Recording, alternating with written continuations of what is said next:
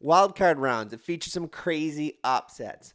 Division series that saw rivalries renewed from the 70s and 80s and blossomed a huge rivalry out west between the Dodgers and Padres. But now it's time to predict the ALCS, NLCS, and World Series winners. Let's go. We'll kick it off in the ALCS between the New York Yankees and Cleveland Guardians. In some ways, it's rather surprising to see the Yankees here because Aaron Judge did absolutely nothing in the division series against the Royals. Now, some other guys did step up. Austin Wells had some big hits. Jazz Chisholm played very well, even through the boos. And Juan Soto was solid. The big thing for the Yankees, though, is the bullpen was fantastic. And if the bullpen can continue to produce, the Yankees are going to be just fine in the ALCS against Cleveland. The starters were solid. Garrett Cole got back to being Garrett Cole in Game 4, which is a huge boost for the Yankees. Rodon was decent. There is still some room for improvement for their starters, but because of the bullpen that was so good, offensively, they need to get Judge going if they're going to beat Cleveland in this ALCS. But the Yankees seem very much primed for a run to another World Series. On the other side, a lot of what you can say about the Yankees, you can say about the Cleveland Guardians. The bullpen was as advertised. This is the best bullpen in baseball. Except Emmanuel Clase proved he was in fact human. He had some bumps in the road against the Tigers, but if he's able to rebound, this is easily the best bullpen left in the playoffs. Offensively, again, Jose Ramirez played the part of Aaron Judge. He was non existent through the ALDS against the Tigers. If Jose Ramirez can get going, that really lengthens this Cleveland lineup. Steven Kwan was very good. David Fry was very good, but they need some others to step up as well, like the Yankees. They need more from the Naylor brothers in particular. Josh Naylor is a big part of this offense. They need to get his bat going along with Jose Ramirez. If it doesn't happen, then this is going to be a very short series because the Yankees have a few more others producing right now than Cleveland. But the Cleveland starting staff really needs to step up again as well. They were okay during the DS against the Tigers. They gave some innings, but in a 7-game series, the Guardians could really use a few more innings out of this starting rotation. Tanner Bybee is really the only guy who went toe-to-toe for a long period of time getting into 6 innings. They could use a couple 5 or 6 inning starts in this 7-game series. Overall, this series is going to be very interesting, very low scoring. I think you're going to see a lot of bullpen guys being run out there day after day. Whose bullpen is going to hold up against the lineups, and which star in Judge or Ramirez is going to step forward and take charge in this series. In the end, I think this is a long series, 6 or 7 games, but for me right now, it's going to have to be the New York Yankees as my prediction to make the 2024 World Series out of the American League. As for the National League, what a run the New York Mets got on right at the end of the season, getting themselves in the playoffs, those win over the Atlanta Braves, then beating Milwaukee in the wild card series, and now knocking off that vaunted Phillies team in the DS. This is a very good team. It's hard to say that because we didn't have a lot of expectations with the Mets early on this season, but they are very good and performing at their highest level here late in the year. The offense has been very good. Francisco Lindor has shown that he is, in fact, healthy. Pete Alonso has woken up a bit more in the playoffs. Brandon Nimmo has been solid. Starling Marte. They've got lots of guys that have produced in the playoffs offensively, especially late in clutch situations and games.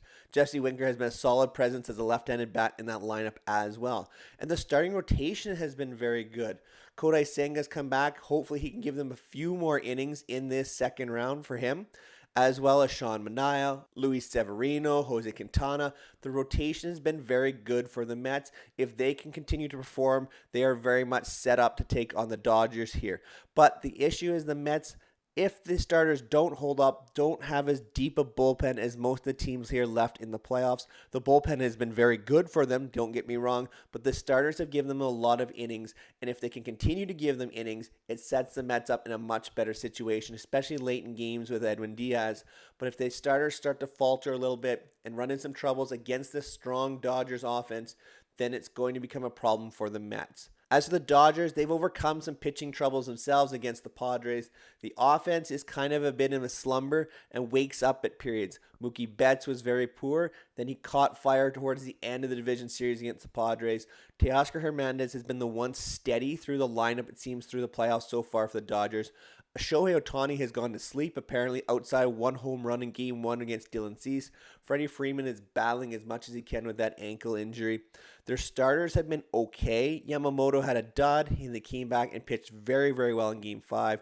Jack Flaherty wasn't great, but the bullpen has been very good for the Dodgers. The question is, do they have enough starting rotation to roll out in a 7-game series against the Mets?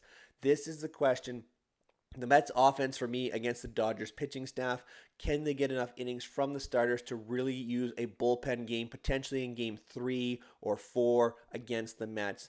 And can Yamamoto, Flaherty, and potentially Walker Buehler give them enough innings so that they can use a bullpen game in this series? Offense is hit and miss right now. I think it will get better. The bit of a layoff maybe gives them some problems. We've seen in the past with the Dodgers, but we've never seen them get out of the division series after a bye. But this might really help them moving forward and getting that offense rolling again, as we've seen through most of the season. In the end, again, another long series. I think this one only goes 6 games. And in the end, I think my prediction has to be the Dodgers in this case. It's really hard to pick against the Mets right now, but I don't know if the Mets starting rotation holds up. If the Mets can split the first 2 games and get some length out of their starters, then actually I'd prefer the Mets in this series, in a long series. But for right now, my prediction is going to be the Los Angeles Dodgers making the 2024 World Series against the New York Yankees. And what a series that would be for all of baseball. You know, Major League Baseball would love to see this series. 2 huge market teams going against each other. 2 real hated teams right now in baseball by a lot of fans because they do not like the money situation. But it would be good for the sport. It's not something I would like to see. But in the end, if it's Yankees and Dodgers, I actually like the Yankees a lot more than the Dodgers because of the pitching. I think if they get to the World Series, the Yankees pitching situation would be in a better place than the Dodgers. And I would take the Yankees over the Dodgers in a 7-game series to become your 2024 World Series champions. What about some other series? I would actually take Mets over Yankees as my prediction if that series happened. Going the other way, I would go Dodgers over Cleveland. And in a lot of ways, I would actually go Cleveland over Mets if that series happened. So there you have my 2024 World Series predictions for all 4 series if it would happen. But overall, I have predicting the Yankees over the Dodgers to take home the 2024 World Series. Thank you so much for making it all the way to the end of another 3 Up, 3 Down video. Make sure you comment down below who you have making the World Series and who takes the title home. As well, we're going to be moving in the offseason here very, very soon. There's some videos you would like to see from 3 Up, 3 Down in the offseason. Make sure you comment down below with your thoughts as I will be producing videos all through the offseason. As always, make sure you're subscribed to the channel. Share this out with all your baseball friends. Until next time, take care, everyone.